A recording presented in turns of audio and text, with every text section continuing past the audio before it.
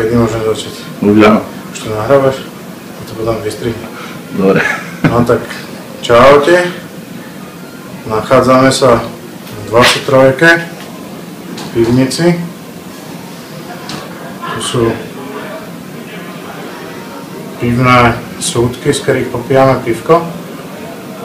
A pri tejto príležitosti by som vás chcel pozvať na jednu akciu, ktorá som rád, že sa koná, že sa obnovila. Hlavne z toho dôvodu, že to bola akcia, ktorú som kedy organizoval ja, moji kamarádi. A tá akcia sa koná 31.8. na základnej škole Štúrová. Volá sa to, že Street Fest Malacky. A je to taký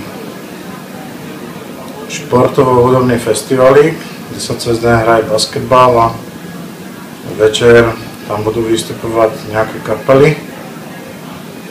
Nebude to také veľké, ako volakedy, že 3 stage, budú iba 2 stage.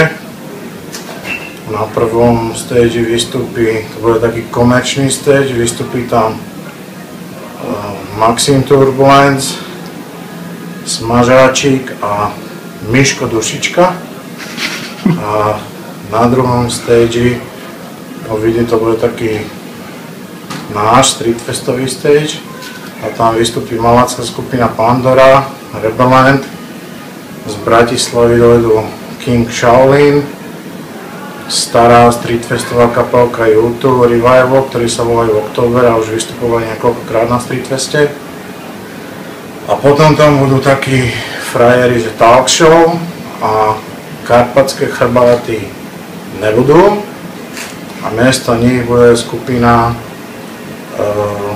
jak sa volajú? Medial Banana. Medial Banana, taký perfektný ska, reggae, taký dobrý hašišáci tí budú na záver. Takže určite 31.8. keď chcete, aby Street Fest bol aj na budúci rok, tak nech vás tam dojde aspoň 100.